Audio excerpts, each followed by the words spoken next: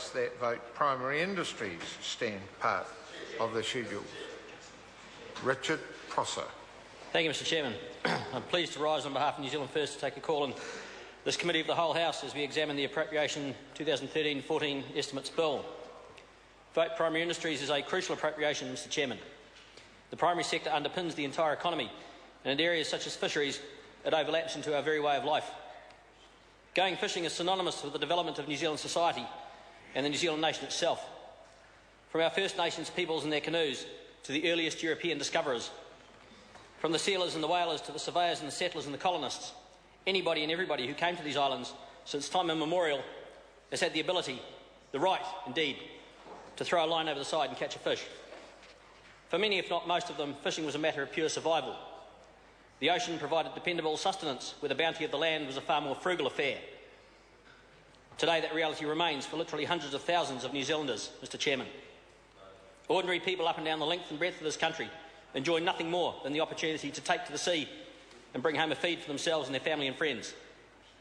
It is a birthright, Mr Chairman, the stamp of egalitarianism that set us apart from the feudal restrictions of class and ownership which so many of our forebears experienced in the older countries of a previous world. And New Zealanders cherish that birthright. Everyone is equal in our society, and everyone is equal where the baited hook hits the water. The doctor, the lawyer, the accountant, the farmer, the labourer, the truck driver. Anyone and everyone can throw a line in the water, and anyone and everyone can catch a fish. The rules are the same for everybody. Or are they? I ask, Mr Chairman, because many people could be forgiven for thinking that under this government some have become more equal than others. Every New Zealander who fishes in the sea knows the importance of the fisheries resource.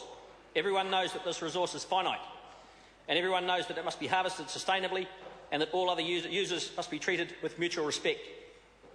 And the nation charges the government with the responsibility of managing that harvest and managing the sustainability of that harvest, and with setting the rules which will ensure that mutual respect and the preservation of everyone's rights are upheld. And we put in place a system of rules and laws, Mr Chairman, of quota and catch limits for the purposes of ensuring that there will always be fish in the sea, fish which our egalitarian people can catch to feed their families, sustainable populations of fish which will still be there in years to come, so that the children of our egalitarian people and their children and grandchildren will still be able to go down to the sea and fish to catch the food which is their birthright and their inheritance. And we task the Ministry of Primary Industries with the responsibility of administering those rules, Mr Chairman, and we fund its activities through Vote Primary Industries.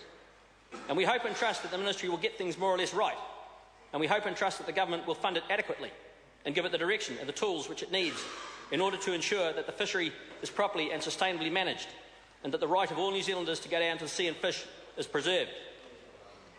We hope and trust that they will get it right. And when they get it wrong, we wonder, we're given cause to question, in whose interests are they working? Give a man a fish, Mr Chairman, so the old saying goes, and he will eat for a day. Teach a man to fish and he'll eat for a lifetime. But teach a man to fish and then cut his daily catch limit in the Snapper 1 fishery from 9 fish down to 3, and I have to ask, what will he do then? Will he be able to justify putting petrol in his boat, let alone paying for his gear, if the number of fish he is permitted to bring home are worth less than the cost of going to get them? And why? I ask, Mr Chairman, why is the bag limit for ordinary recreational fishers being cut in this arbitrary and pointless fashion? If the fishery is under pressure, if the fish stocks are being mined unsustainably, if the populations need time to recover, then why is the Ministry and the Government not looking to reduce commercial catch limits, when it is the overfishing and the unsustainable practices of some in the commercial sector which have been the cause of decline in our fish stocks in the first place? Why should the recreational fisher be forced to bear the cost of a problem which is not his fault? And how much will it cost, Mr Chairman? How much of Vote Primary Industries will be spent on hiring fisheries officers and equipping them with vehicles and boats and pepper spray and handcuffs and whatever other tools are going to be given to allow them to focus on chasing ordinary citizens for the crime of catching more than 3 fish from their little tin boats, when the trawler operating right alongside is allowed to carry on business as usual with no reduced limit, adding insult to injury by dumping tons of fish made useless as it is crushed in a trawl net? It is an unspeakable injustice, Mr Chairman, and a pointlessly wasteful mismanagement of a precious and finite resource. New Zealand First, in a position of influence over government, will reverse this focus, Mr Chairman. We will give priority to the needs of ordinary people and permit the commercial harvest of only that portion of the fishery which is surplus to those needs.